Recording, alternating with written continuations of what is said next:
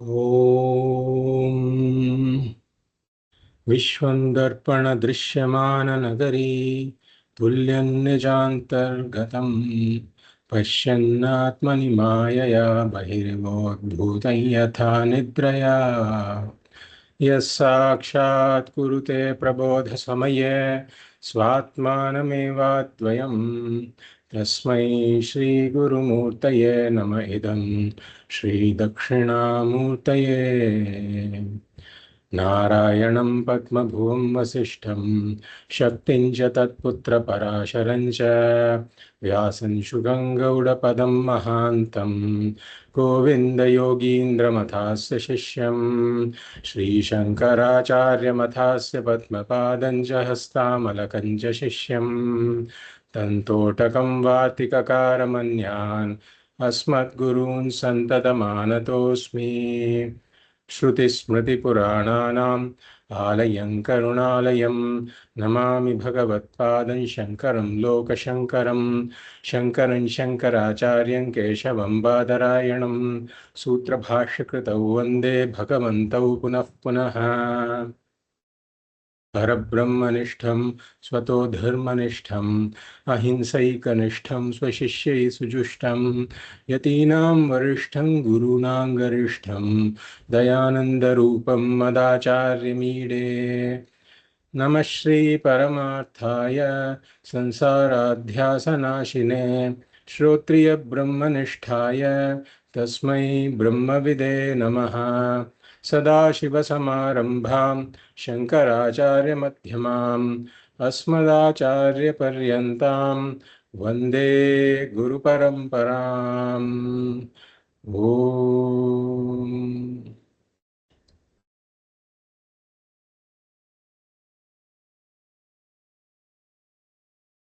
तपोभिः क्षीणपापानां शान्तानां वीतरागिणां मुमुक्षूणामपेक्षोऽयम् आत्मबोधो विधीयते.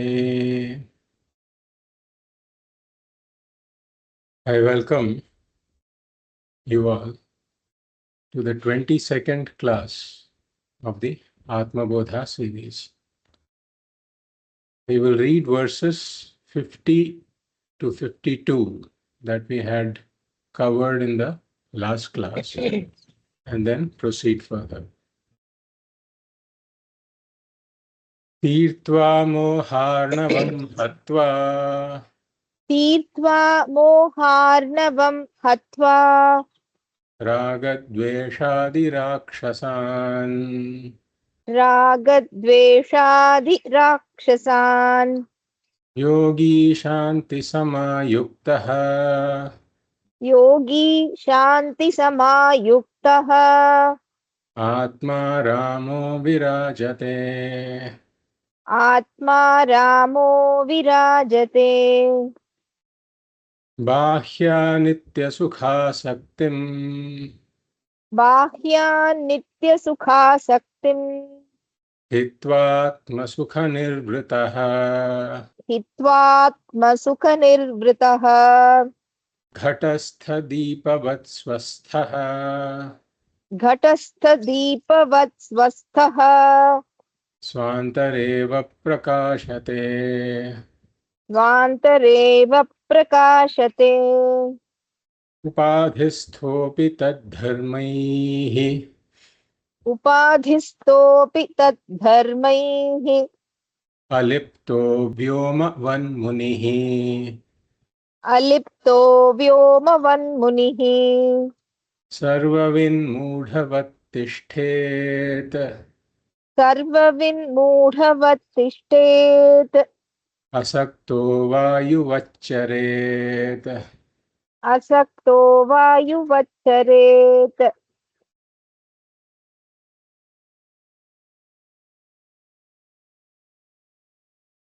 In these verses, Bhagavad is talking about Jnana Phalam, the benefit of this knowledge, which is Jīvanmukti, And what does Jivanmukti involve? Bhagavad talked about a few different things. The first is Ajnana Nivrittihi, the removal of self-ignorance. And the second is Adhyasa Nivrittihi, the superimposition of the Jivatvam upon who I really am. And the third is Ahankara Mamakara Nivrittihi, the identification with the body and mind, based out of ignorance, arising out of ignorance, and also out of habit. Both of them have been taken care of. That is the Ahankara. And then through the body-mind, the Jiva gets identified with some other anatmas, my family, my possessions, my profession. When the Ahankara itself has been falsified, the Mamakara also gets falsified because it depends upon Ahankara. Only through the body-mind identification can I get identified with other anatmas in this world. So Ajnana Nivrittihi, Adhyasa Nivrittihi, and Ahankara Mamakara Nivrittihi.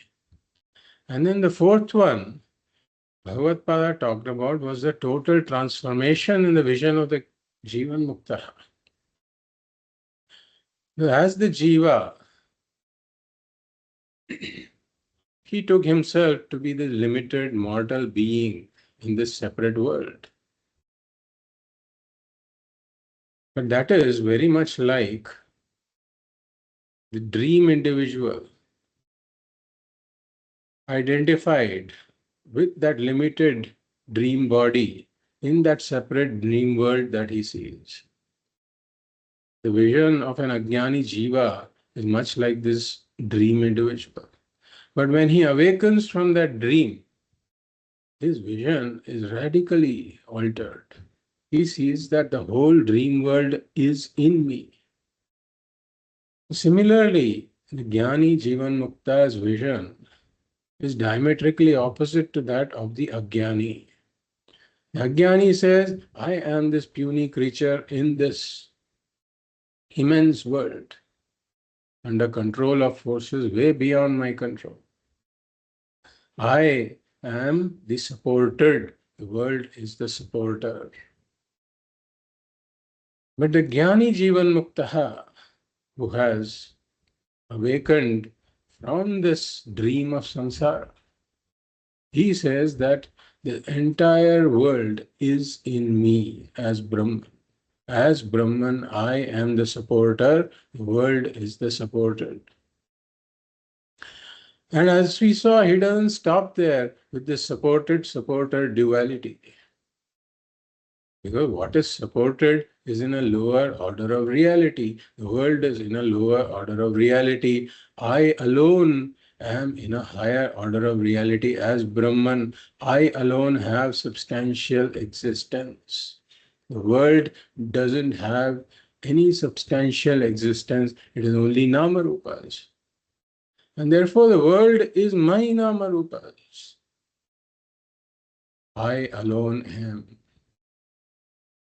This is the revolutionary vision of the Jnani Jivanmukta. And therefore he is liberated. In effect, he is unconditionally liberated. Because as Brahman, that is in the higher order of reality, he knows that I have no contact with any of the upadhis in a lower order of reality. And then Bhagavad talked about the similarity in the journey of the Jivanmukta with the story of Ramayana. And as we saw, Rama and Sita are inseparable, being wedded to each other. Now the equivalent of Rama is Atma. The equivalent of Sita is the Purnatvam, the Shantihi, that is the very nature of Atma. So Rama and Sita are inseparable, and so are Atma and its very nature, that is the Shantihi Purnatva. But Rama loses Sita. Sita gets kidnapped. Similarly, this Jivatma has lost the Shantihi, lost this Purnatva. Why? Because of self-ignorance, because of not knowing who I really am. And just like Rama was wandering alone in the forest, anxious, worried, suffering, similarly this Jivatma is wandering in this forest of samsara, anxious, worried, and suffering as a samsari.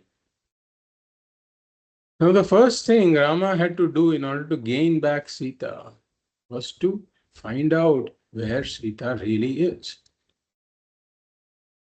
And similarly, this wandering Jivatma is wandering in the forest of samsara, has to get a direction to his search, has to get an orientation from his search.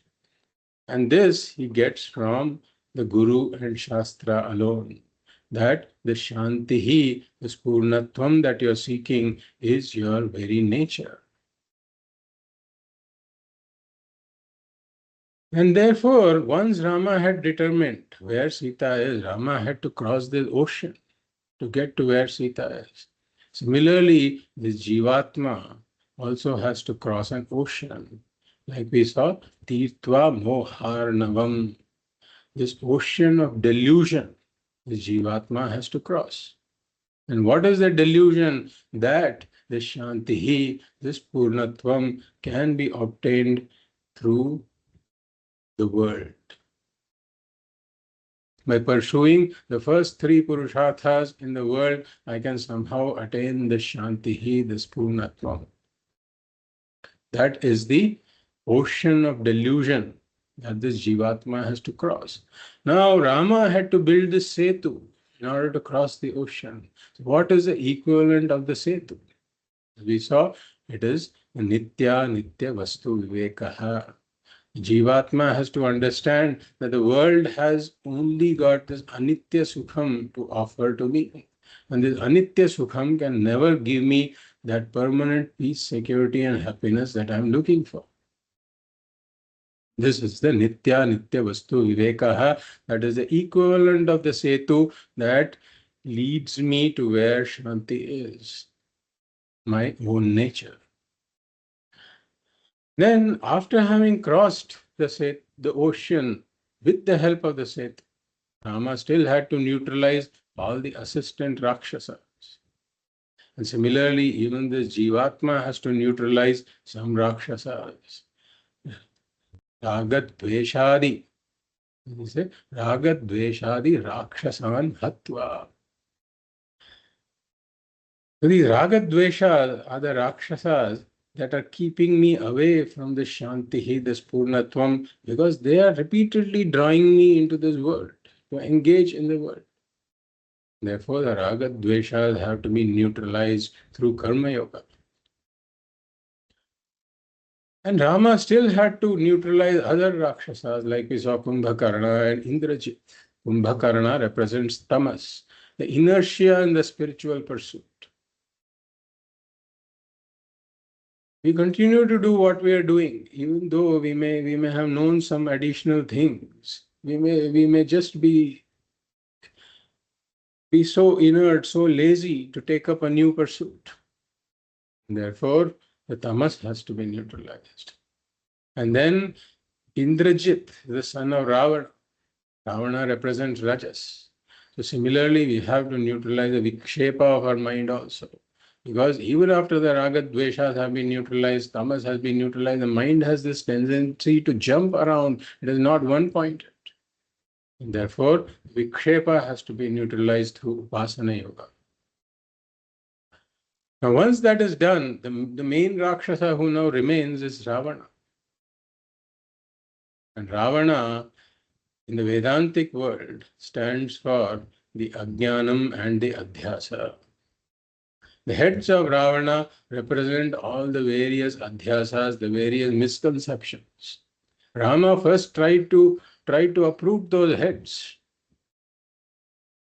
But then the heads kept coming back, because as long as the cause, as long as the root cause of those misconceptions, as long as the root cause of the adhyasa is not addressed, the root cause will, the symptoms will keep reappearing.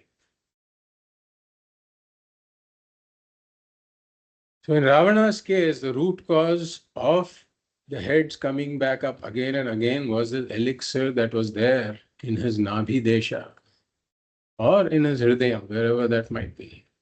So Rama had to attack that. And before that, he had to go to Agastya and get the Aditya Hridayam Upadesha and the Brahmastra that he would use to attack that elixir, which represents Ajnanam in our Vedantic domain. So the heads of Ravana, the Adhyasa, and the elixir represents the Ajnanam. Therefore, we cannot attack the Adhyasa directly. We have to attack the root cause, which is the Ajnanam. But the seeker cannot do it by himself. He has to get the Mahavakya Upadesha from the Guru and the Brahmastra in the form of the Aham Brahmasmi Vrittihi. The Aham Brahmasmi Vrittihi uproots the Ajnana. Sarvajnane Dhanam Dahet. This Jnanagni burns up all the Ajnanam. And when the Ajnanam is burnt up, the Adhyasas are also removed.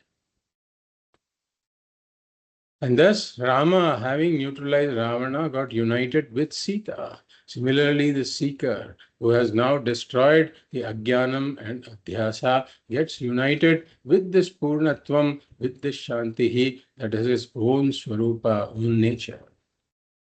Then Rama continued to rule Ayodhya with Sita, and Ayodhya represents the kingdom that can never be assailed. Ayodhya can never be attacked. And when it can never be attacked, how can it ever be lost? So similarly, this Jīvanmukta, as the shloka says, Shanti Samayukta, Atma Ramo Virajate. So, united with this Shantihi, with this Purnatvam, that is his own nature, the yogi rules over this kingdom of Purnatvam that can never be attacked and can never be lost because it is his own nature.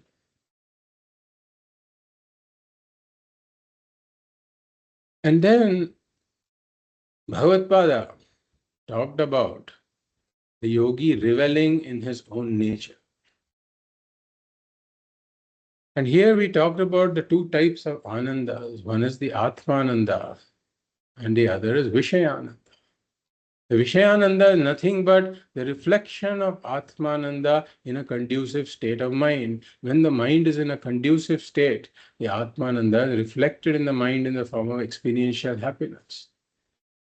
Now, when this reflected Ananda, this experiential happiness,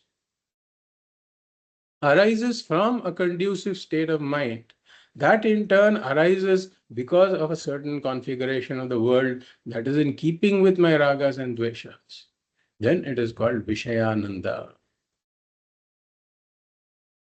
It is a dependent Ananda because it depends upon the state of the world. If the state of the world is disturbed, the mind is no longer in a conducive state, and there goes the Vishayananda.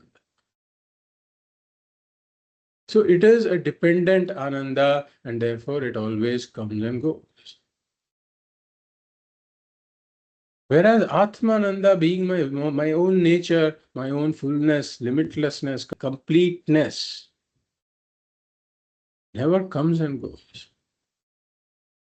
Therefore, the yogi, if the Vishayananda is there, due to prarabdha, Vishayananda can come into the yogi's life also. He can experience happiness in the world because of certain things, happiness in the mind because of certain things that take place in the world.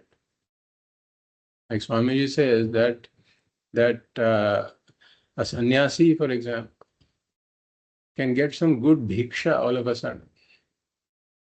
And that doesn't mean the sannyasi is going to turn away from it, saying that that I don't want to enjoy this Vishayananda. If he happens to get some bhiksha that he likes, that will result in this Vishayananda in his mind. And he enjoys that. But then the difference between an ajnani and a jnani is that the ajnani is addicted to this Vishayananda, whereas the jnani is not addicted to it. So the Vishayananda is not there. Then it doesn't cause any disturbance, any turmoil, any hankering, any craving in the mind of the jnani Jivanmukta. The jnani Jivanmukta is not dependent on this because he has this original source of happiness, which is this Atmananda. And in Nididhyasana, the jnani can invoke this knowledge. And when the jnani invokes this knowledge, then that Atmananda gets reflected in his mind. Because of the knowledge, the mind is in a conducive state that reflects the Atmananda, and then it becomes Vidyananda, the Ananda that is derived from this knowledge. So he can experience experiential Ananda in Nididhyasana, not because of the world, but because of the knowledge that he has. And therefore, such a jnani is not dependent upon this external world. Therefore, he says, Bahya nitya sukha saktim hitva. Hitva means he is not dependent upon the external sources of happiness. And ghatastha deepavat swastaha swantareva prakashate. In Nididhyasanam, he can invoke this knowledge and enjoy this Vidyananda. He is like a lamp that has been placed in a pot. That lamp just illumines the internals of the pot and is undisturbed, unflickering. So similarly, the jnani's mind doesn't have to run towards the world for any satisfaction. He discovers that satisfaction, contentment within himself. Svantareva prakashate. And then Bhagavad Pada says here that padhistha api tat dharmaihi aliptaha vyomavat munihi. We touched upon this, that even though he is in the upadhis, he is not affected by the attributes of the upadhis or the upadhis because he knows they are all in a lower order of reality. Therefore, this jnani is compared to space that is totally unattached. Everything, it accommodates everything, but nothing can affect the space. Therefore, Vyomavat Muni. And this Jnani Jīvanmukta can be there amidst all the ajnanis.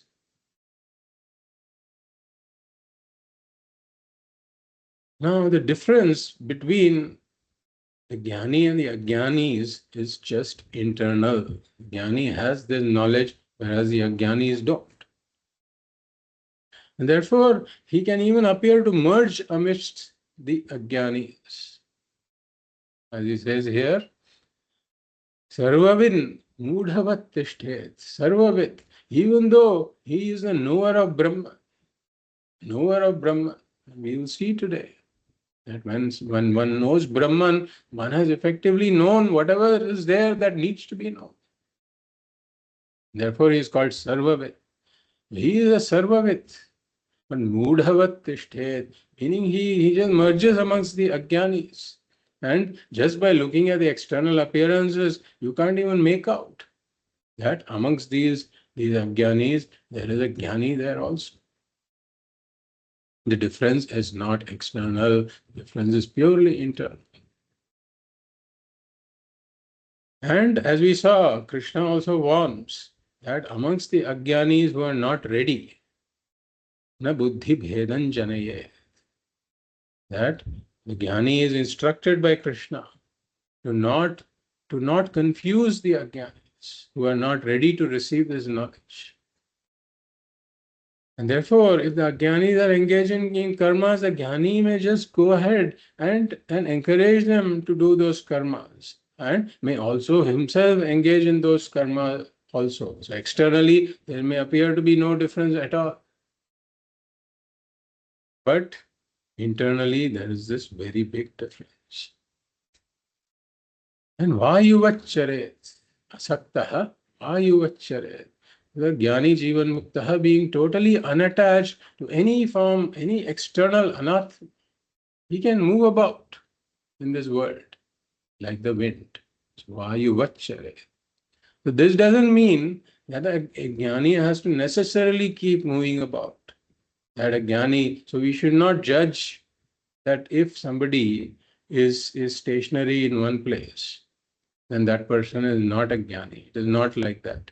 The only condition for being a jnani is that the person should have this jnanam. The other things are more like indicators which are not compulsory indicators. And therefore, even though the jnani may be stationary in one place, the internal state of mind is like Vayuhu, is unattached to everything external. So that is the message we should take from this. We'll go to the next shloka. Upadhi vilayad Vishnau उपाधिविलयाद् विष्णौ nirvishesham vishen munihi निर्विशेषं विशेन् मुनिः jale jalam viyat vyomni जले जलं वियद् व्योम्नि तेजसी वा यथा. तेजस्तेजसि वा यथा. So far, Bhagavad had talked about this jnana phalam, the benefit of knowledge, which is Jīvanmukti. So the jnani Jīvanmukta has liberated even when living. Jivan eva muktihi, Jīvanmukti. It is the prarabdha that keeps the jnani's body alive. And the prarabdha also affects the jnani's body and mind. But the jnani knows that being this Atma that belongs to a higher order of reality, I am not affected by this prarabdha at all. The body and mind may be affected, but I am asangaha, I am unaffected. Now, here Bhagavad is discussing the fall of the jnani's body. When the prarabdha ends, the jnani's body has to fall, just like an ajnani's body falls upon the end of prarabdha. So now, this fall of the jnani Jīvanmukta's body is called Videhamukti. Videhamukti. Here, in this context, we should recall the three karmas associated with the jiva, as we saw in Atma Bodha. First is the sanchita karma. The sanchita karma is the sum total of all the karmas associated with the jiva because of all the actions done by the jiva in the countless past janmas. So this can include punya and papa both in the sanchita karma. Then from that bundle of sanchita karma, a small subset of it, which we call prarabdha karma, is responsible for the production of the present body of the jnani Jīvanmukta. Or for any jiva, for that matter. The prarabdha produces the present body. And during the course of this life, by living this life, the prarabdha gets exhausted.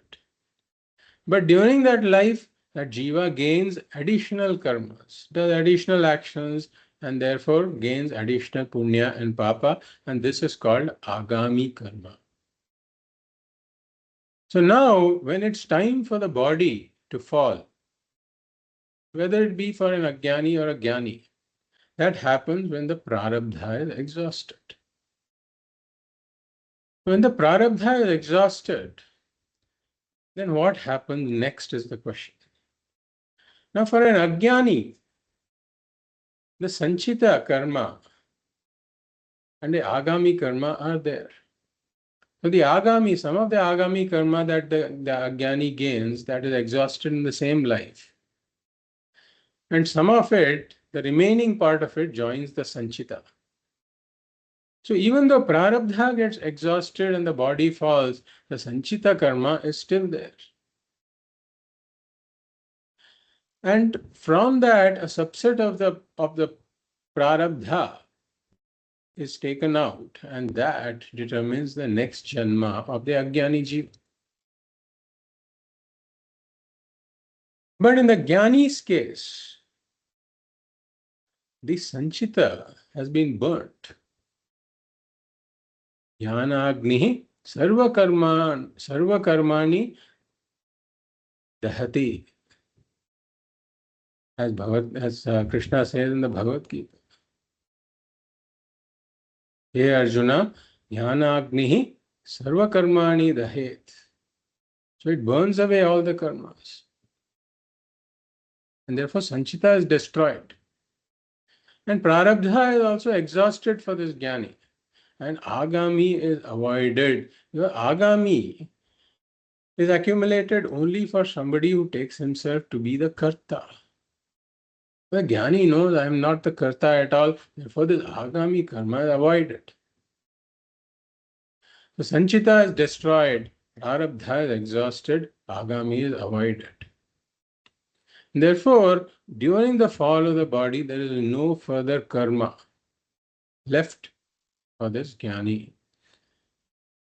So just like prarabdha is the fuel for this sthula sharira, the sanchita and agami can be taken to be the fuel that propel the sukshma and karana shariras. When prarabdha, the fuel is exhausted, the sthula sharira falls. But for a jnani, there is no sanchita, no agami, and therefore there is no fuel left to sustain the sukshma and karana shariras. Therefore, all of these upadhis get disintegrated. Therefore, he said, upadhi vilayat. These upadhis are disintegrated. Therefore, what happens? He says, vishet. Vishet means he merges, he enters, he becomes one with. Vishet.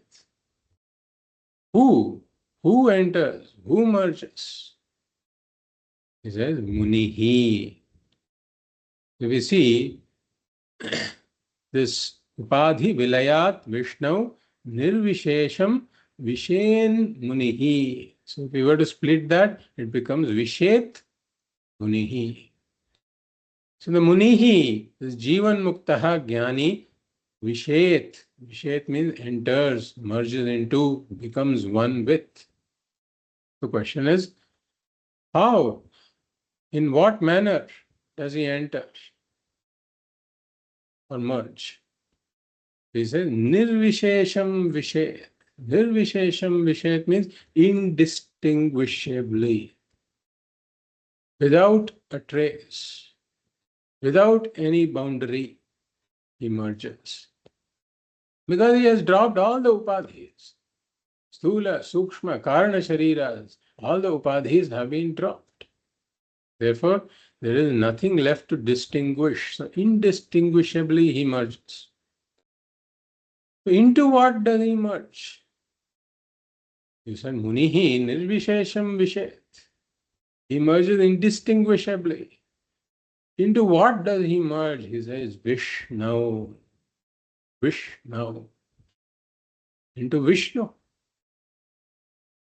So in this context, Vishnu refers to Sarvam Veveshti Vyapnoti iti Vishnu. Sarvam Veveshti Vyapnoti iti Vishnu, meaning the one who pervades everything. Therefore, in this context, the word Vishnu refers to Brahman. Therefore, the Jīvanmukta jnani indistinguishably merges into Brahman. And how? What causes this merger? It says, as we saw, upadhi vilayat. Upadhi vilayat means all of these upadhis have been dropped. So we take the example of the pot space merging into the total space. So when the pot breaks, we say that pot space merges into the total space. But if we really closely examine this, we find that the space was not really divided even in the beginning, was not really separated. And we have seen this before, that even the walls of the pot, are in space. And therefore, the pot never really separates the pot space from the total space. The pot space only appears to be separated from the total space because of the upadhi of the pot. That is what is called an upadhi, as we saw. It is something that distinguishes through a seeming transfer of attribute. That's what we call an upadhi. And therefore, this pot space was never really separate from the total space to begin with. But the pot appears to make it separate. So when the pot breaks, what happens?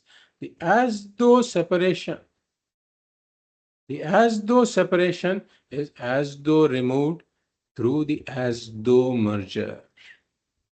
The as though separation is as though removed through the as though merger. There is no real merger taking place. So similarly, the Jnani, we say, merges with Brahman. But even before the fall of the body, there was consciousness enclosed in this body, and there's total consciousness. So the consciousness that is enclosed in the body is not really separated from the total consciousness. It is only as though separated by this body. And therefore, the as though separation of the enclosed consciousness, because of the upadhi of the body mind, because of the upadhis of the three shariras, the as though separation is as though removed with an as though merger upon the fall of the upadhis. So earlier there was a seeming separation, now even the seeming separation is not there. The Jnani Jīvanmukta has become one with Brahman, and even the seeming separation is not there, as though become one with Brahman.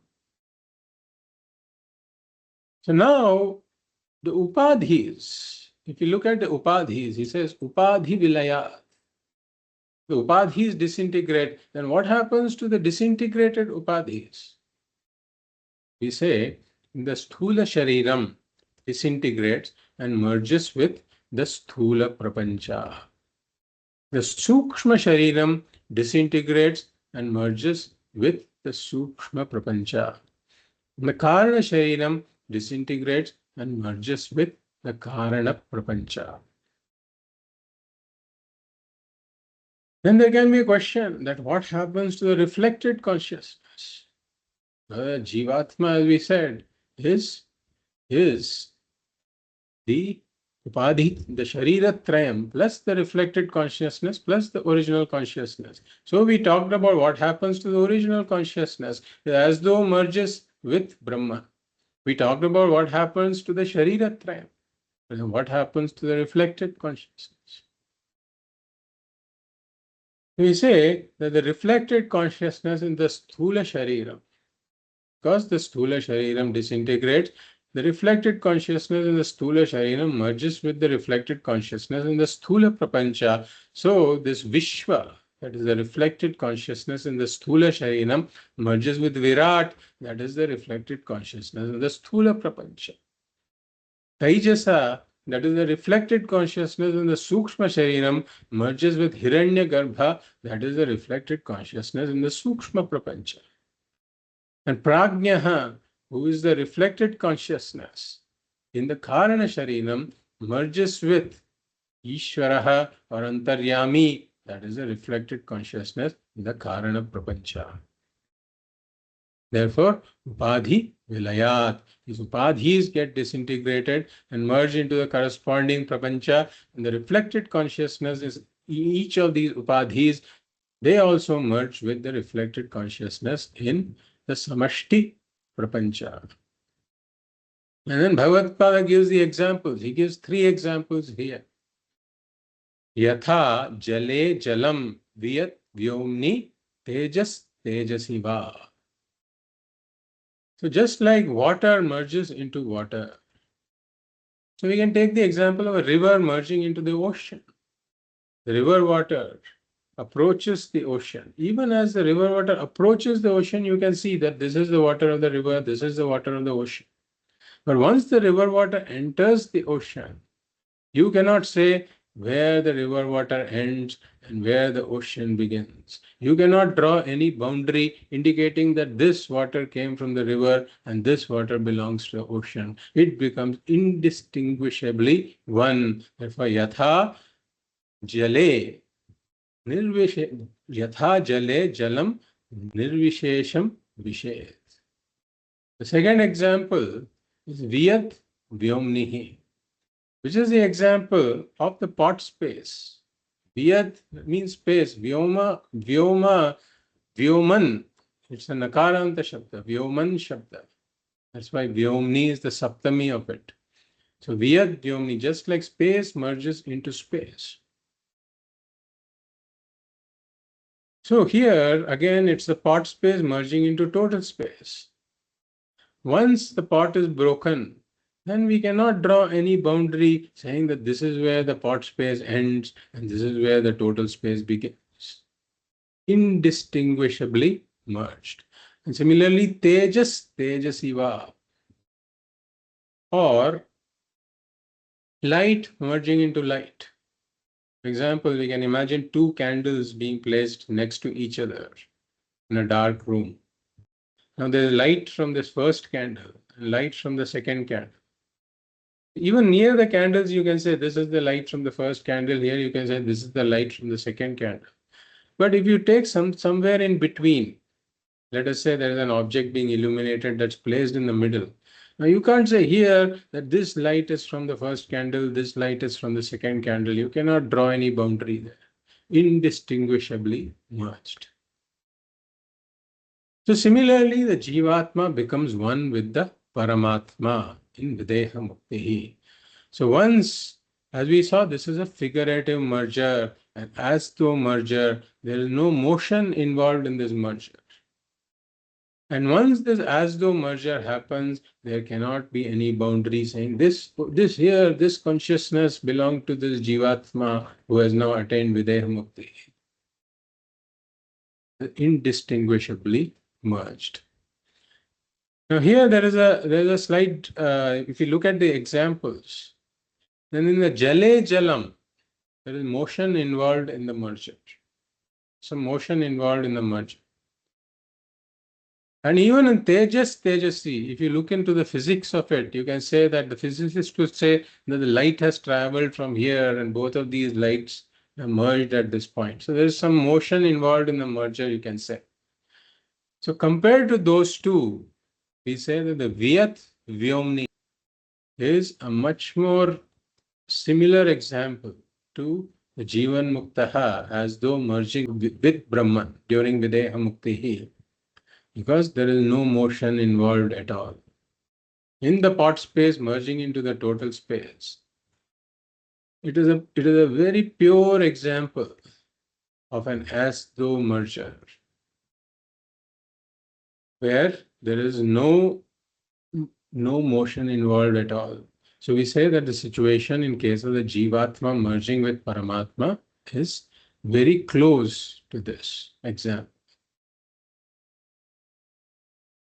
We'll go to the next words. Yallabhan na paro labha. Yallabhan na paro labha. Yat sukhanna param sukham. Yat sukhanna param sukham. Yat jnananna param jnanam. Yat jnanam na param jnanam. Tad brahmetyavadharayet. Tat brahmetyavadharayet. So, till now, Bhagavad Pada has now discussed Jivanmukti as well as Videhamukti. The benefits of Jnanam, the Jnana Phalam in the form of Jivanmukti as well as Videhamukti.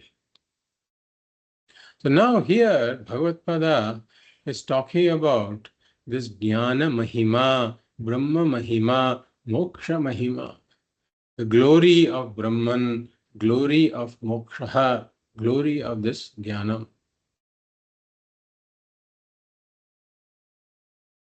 Why? Why is Bhagavad Pada talking about the glory of these? In order to inspire, in order to encourage the seekers to take up this pursuit seriously. For example, people produce all of these marketing brochures, etc. So there is all these brochures that promote tourism. And only when one sees that, okay, somebody there mentions, you should go and see the Mona Lisa, for example. It is the greatest painting in this world. So they put all these kinds of words in there. And looking at it, this jiva, this person who is a potential tourist is there, but looking at the brochure converts him into an actual tourist who takes the trouble to go there and see what is really there. It invokes a certain curiosity in the person also. The only difference is that a lot of the hype that is created in those marketing brochures, what it is, it is hype. Whereas here the hyperbolic words that I used, they are not really hype. They are the actual truth about Brahman, about moksha, about this jnana. That is the difference. So Bhagavad Pada is in some ways encouraging us by using some hyperbolic words, but it so happens that those hyperbolic words are the truths. And therefore, we will see what Bhagavad Pada says here. So he says, avadharayet. So the last word in the last quarter of this verse is avadharayet. Avadharayet means vijaniyat. It means may you know. May you know. May you know what? Tat Brahma iti. Tat Brahmetyavadharayet. If you split that, it becomes Tat Brahma iti avadharayet. May you know that as Brahman. Bhagavad says. So what? May I know what as Brahman? So he says, Yat labhat na aparaha labhaha. The first quarter of this verse. Yal labhan na paro labhaha. If we split that, it becomes Yat labhat na aparaha labhaha. So compared to whose gain, there is no greater gain or no other gain. What it means. Compared to which gain, there is no greater gain, no other gain. So there are two interpretations here possible for this. This is why we say no greater gain, no other gain. This happens because the word aparaha is used. Yallabhat na aparaha labhaha. So he says na aparaha labhaha. So the word aparaha has two possible meanings. One is nasti paraha yasmat. Nasti paraha yasmat, meaning that for which there is nothing greater. That can be called aparaha, meaning the greatest, which can be called aparaha.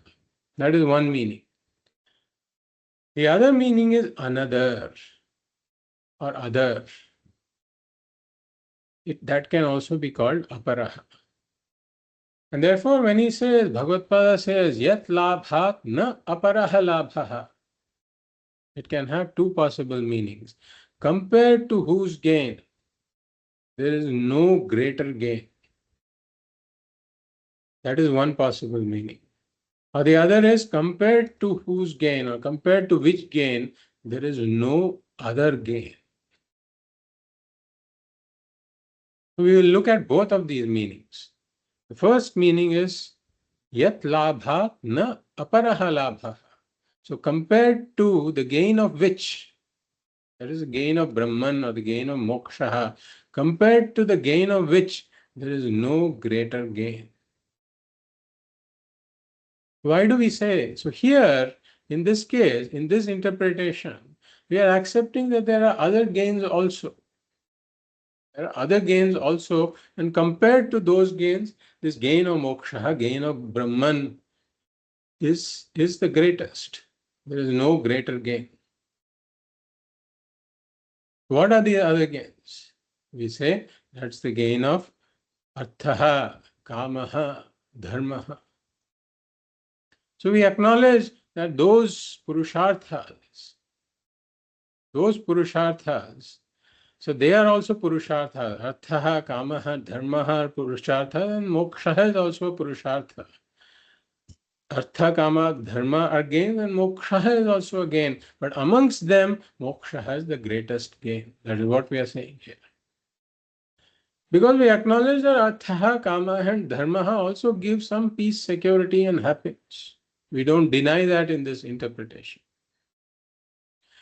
But moksha alone is the greatest because it is permanent peace, security, and happiness. The others are not permanent. That is the main difference. So we may say that, okay, I understand artha and kama are temporary. But what about dharma? We have seen this before. That dharma, when we take dharma, the meaning as punya, then no punya is also permanent. The punya that is gained brings about its conducive situation in life, which may be future artha or kamaha, it may be artha kamaha, or it may be swargaha, whatever it is. Once that conducive situation is given by the punya also gets exhausted. So all of these artha, kamaha, and dharma, they are not permanent. Shine punye martyalokam vishanti, as we have seen. When the punya is exhausted, it may have taken one to swarga also, but that swargaloka stay will also end. There is no permanent residency in swarga. All of this rules that Trump is now trying to bring in. Swarga had much stricter rules even before. In US, there is permanent residence, okay. But in Swargaha, there is no permanent residency. Okay, so this is the first interpretation where we accept the artha, kama, and dharma as purusharthas and say that the difference is in degree, not in kind. So they are all purusharthas, but moksha is of a much higher degree. It is the greatest. These are great. Artha, kama are great. Dharma is greater, but the moksha is the greatest. But then we come to the second interpretation, where aparaha means other. So yat labhat na aparaha labhaha means compared to which there is no other gain. So compared to moksha, other things cannot be compared gains at all in this. So the difference is not in degree, but the difference is in kind. That's what we are saying here.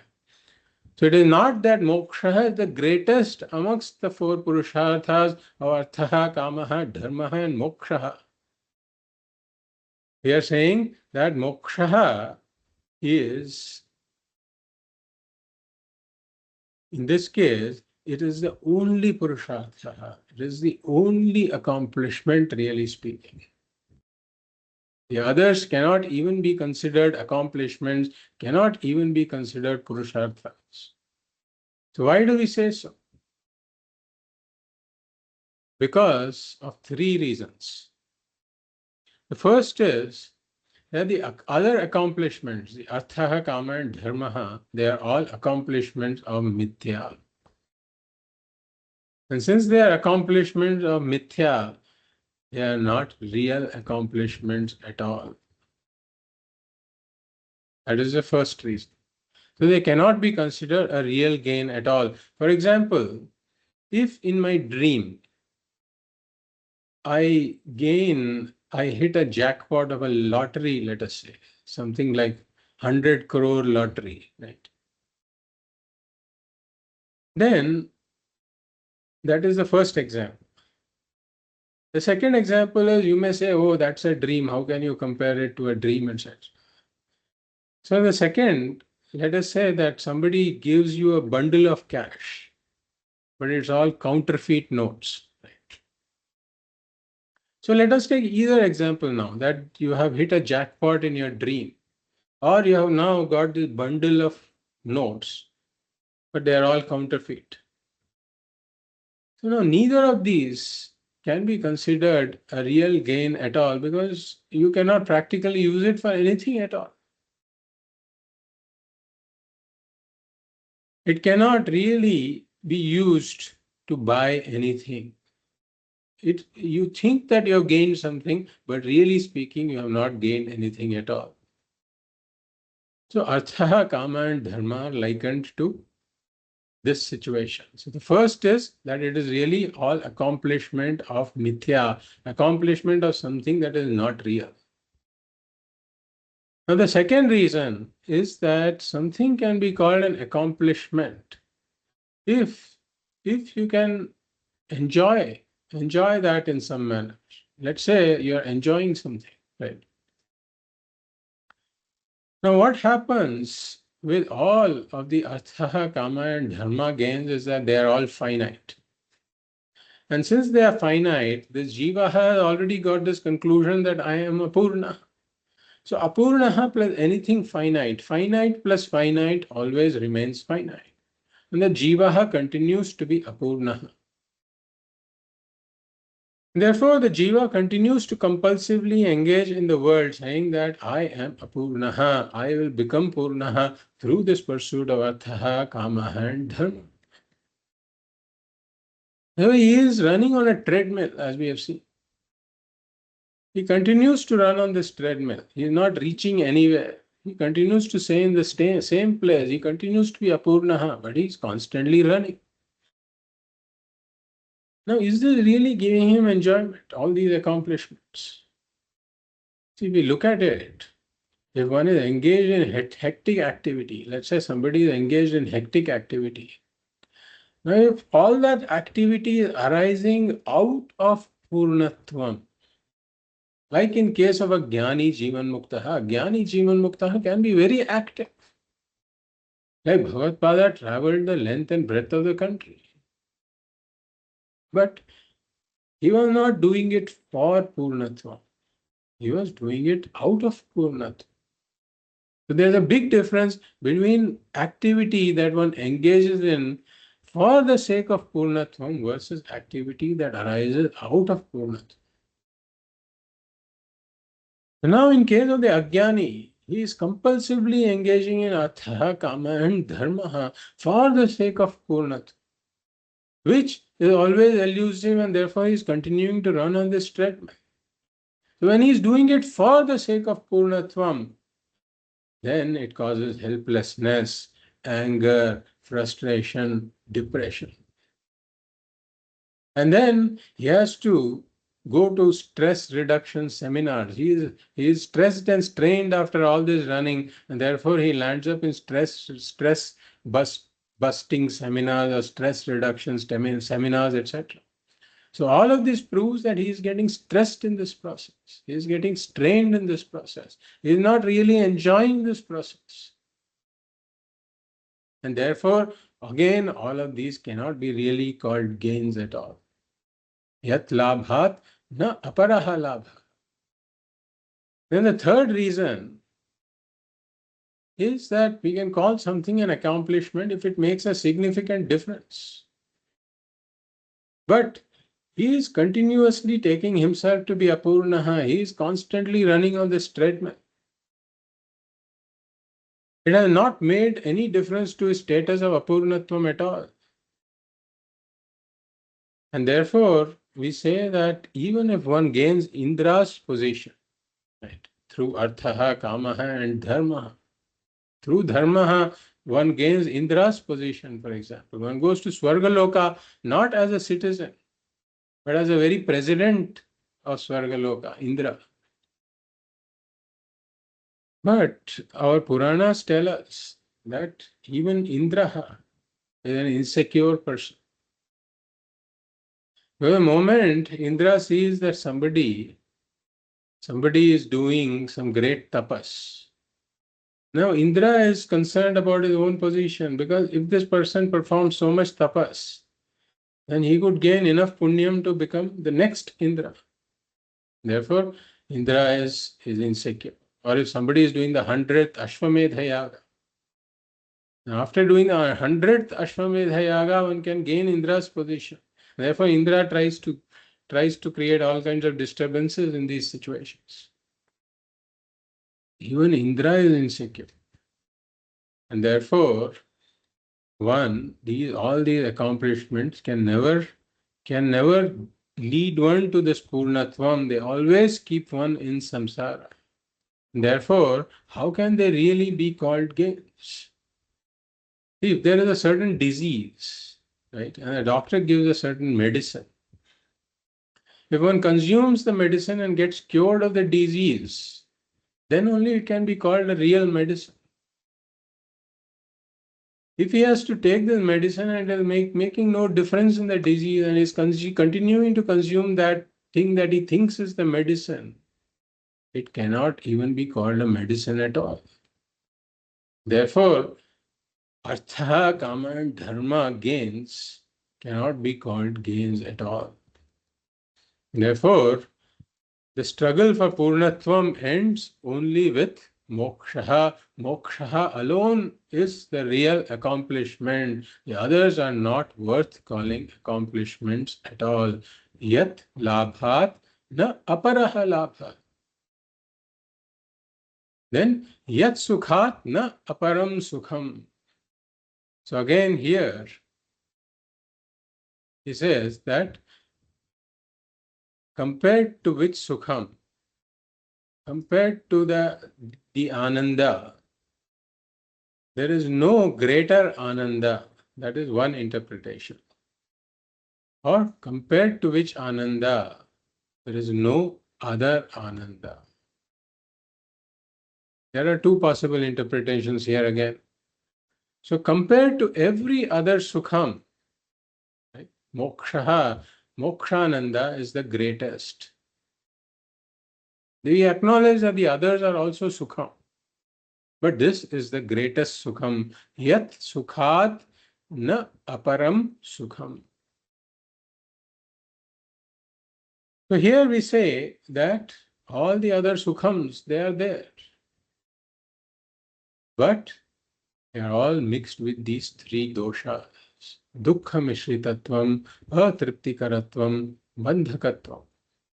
In every other sukham, there is dukkha in trying to accomplish that, dukkha in the maintenance of that sukham. And every sukham is anityaha, and therefore there will be dukkham when that sukham departs. Dukkha mishritatvam.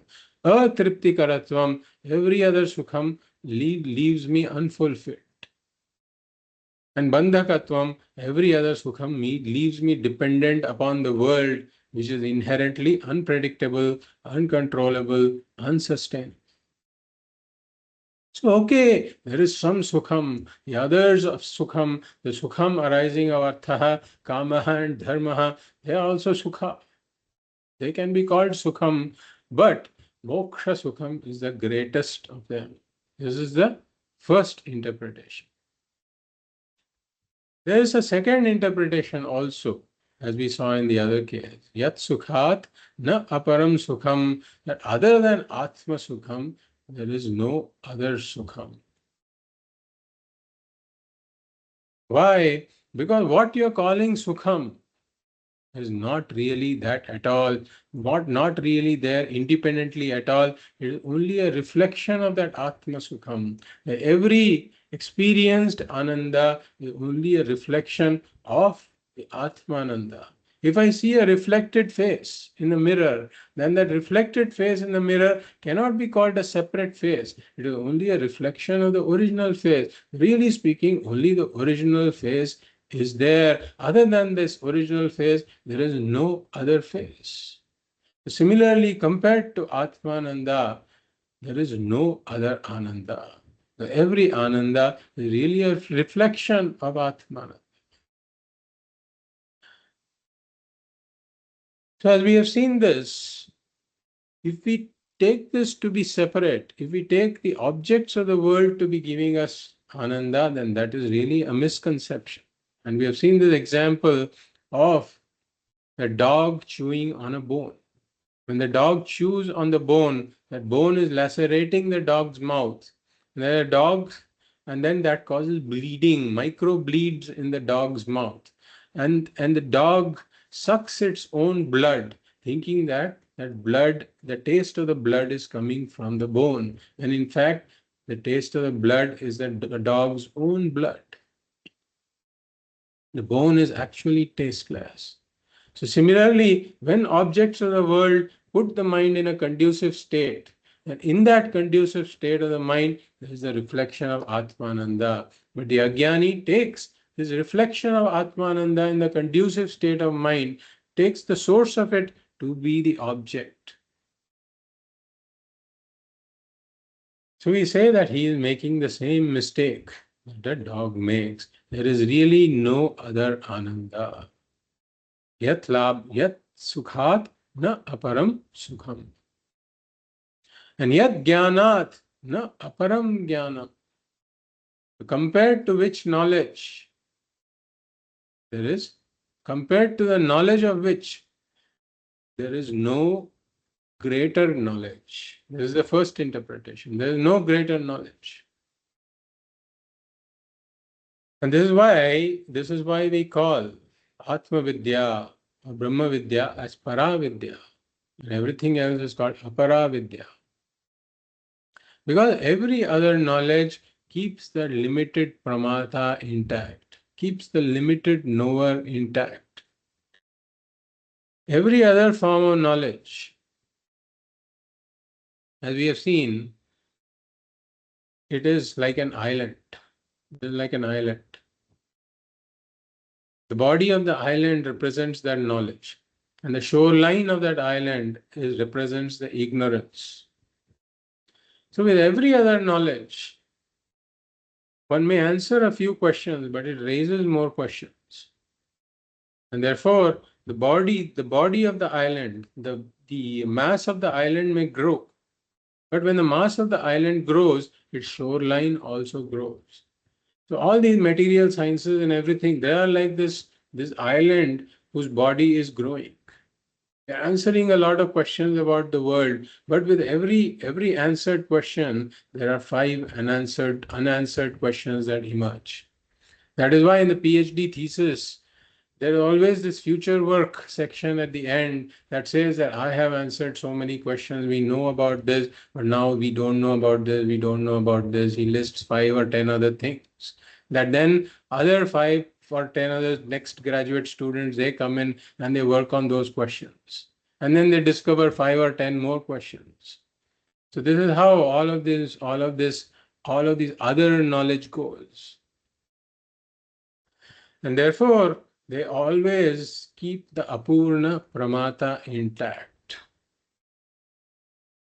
But Brahmajnanam, is the greatest amongst these because, as we will see, it is the knowledge knowing which everything is as well known.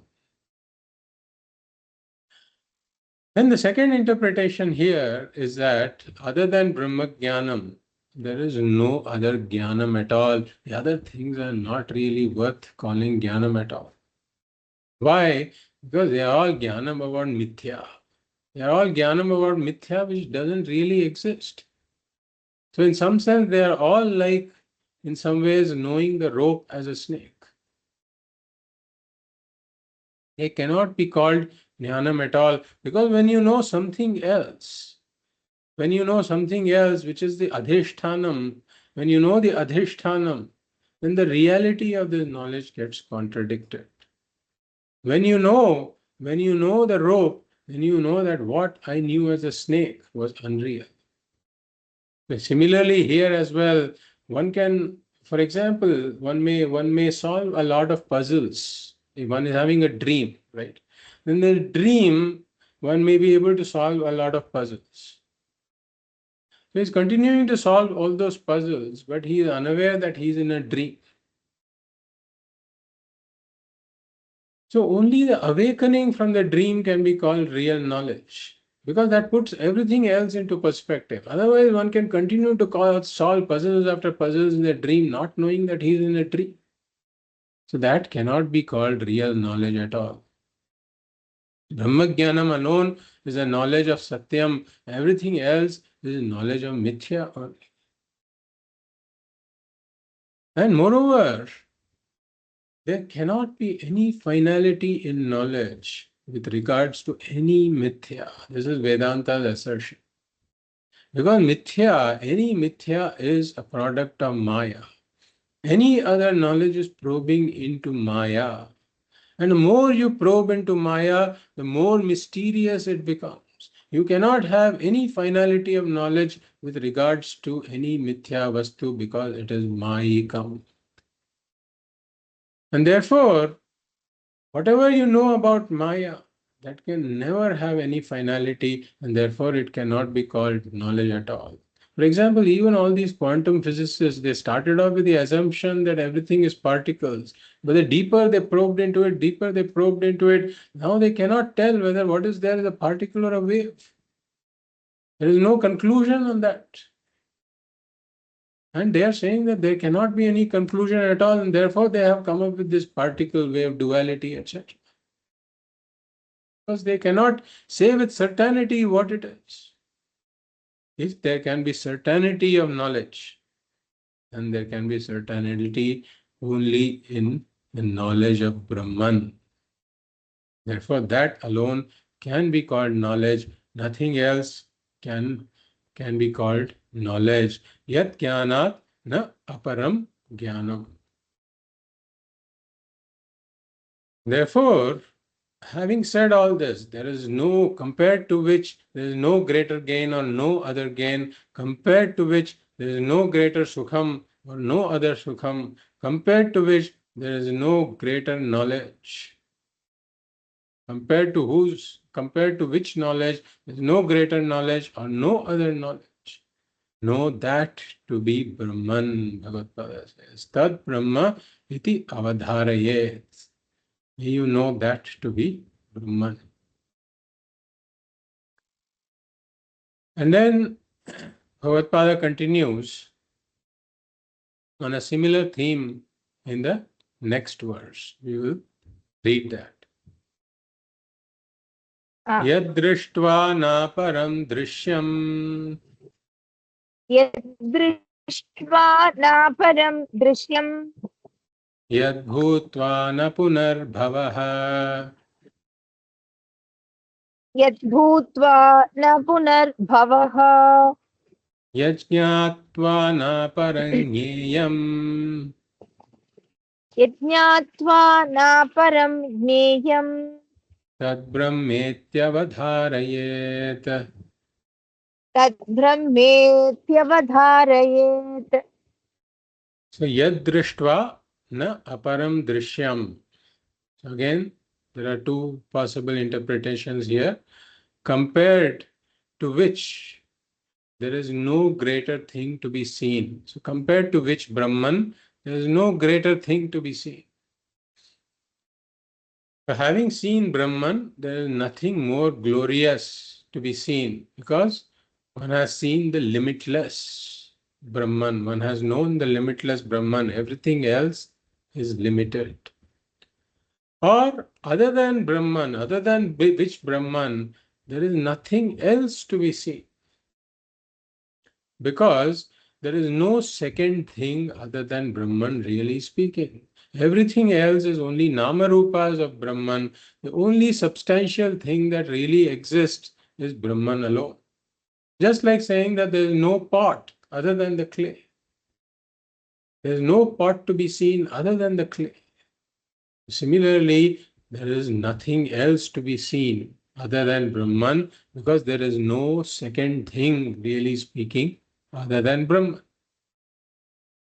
And yad bhutva na punarbhavaha. Yad bhutva na punarbhavaha.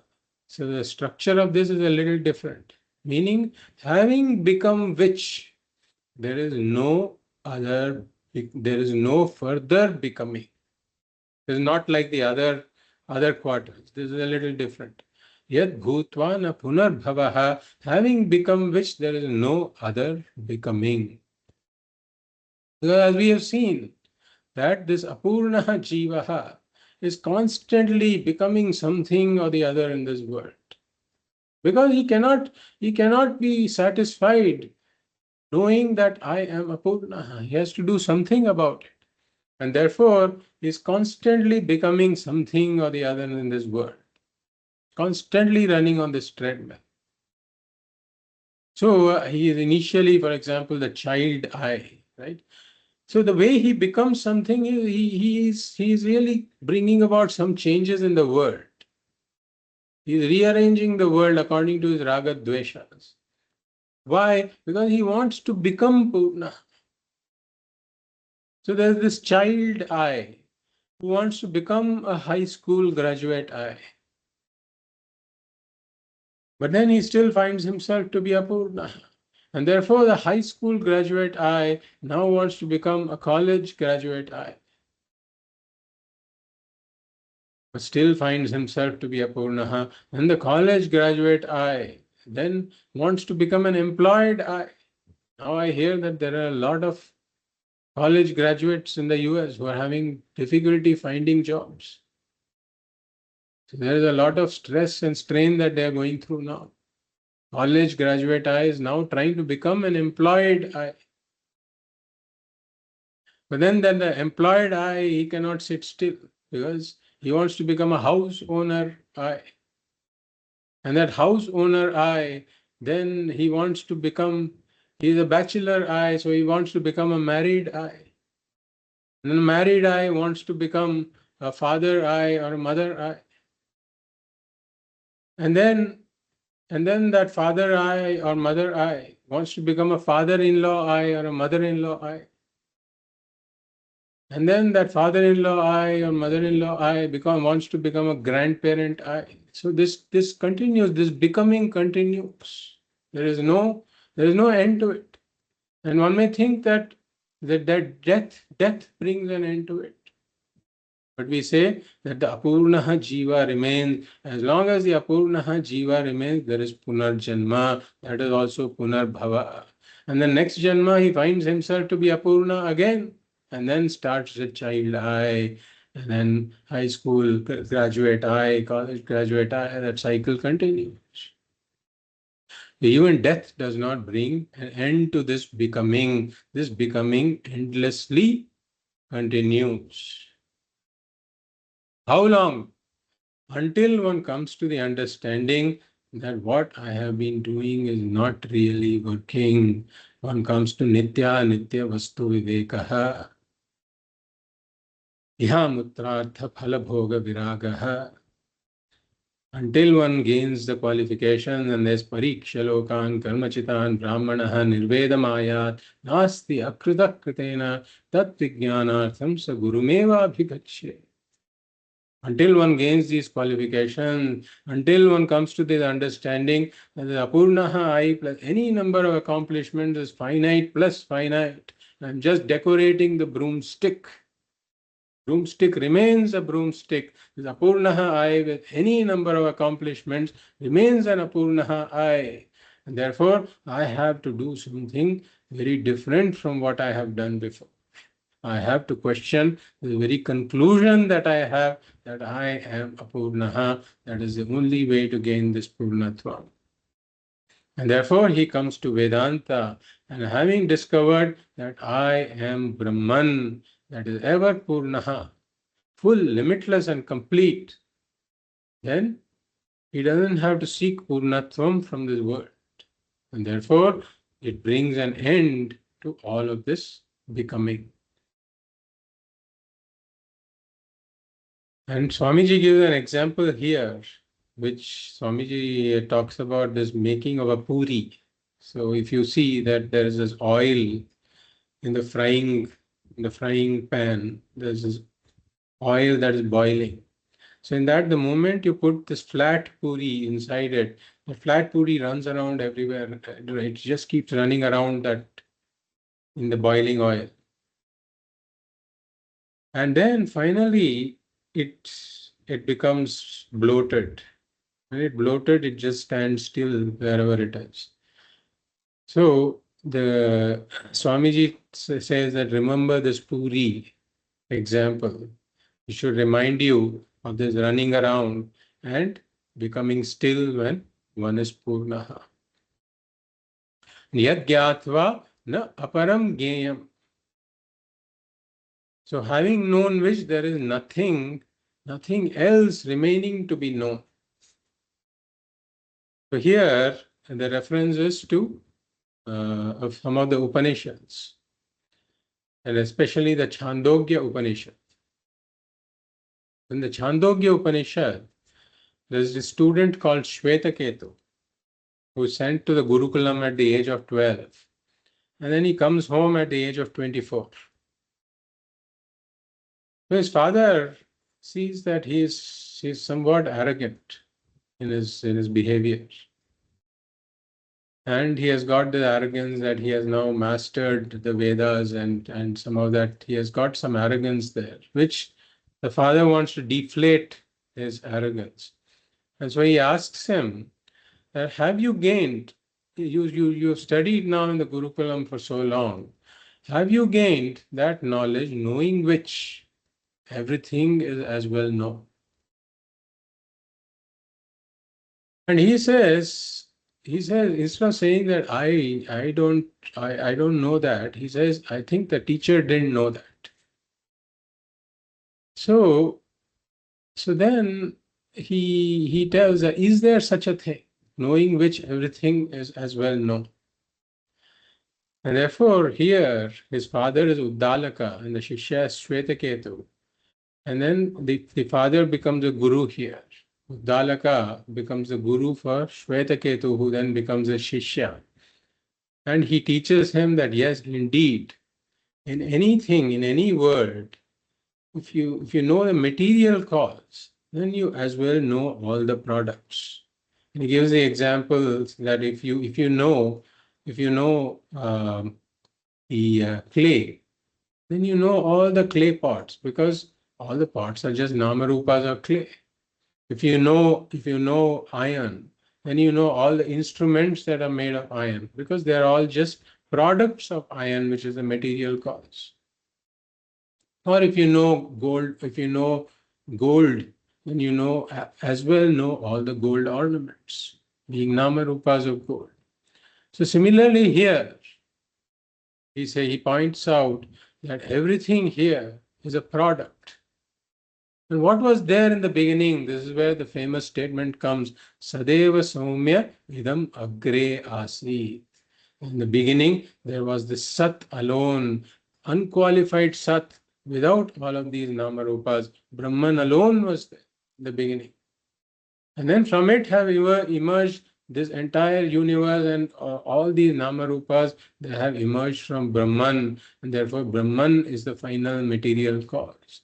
Therefore, having known Brahman, everything here is as well known. Therefore, this yat jnatva na aparam geyam, nothing else remains to be known, tat brahma iti avadharayet, know that to be Brahman. We'll stop here and continue in the next class. Om Purnamadah Purnamidam Purnat Purnamudachyate Purnasya Purnamadaya Purnamevavashishyate. Om Shanti Shanti Shanti. Hari Om Shri Gurubhyo Namaha. Hari Om.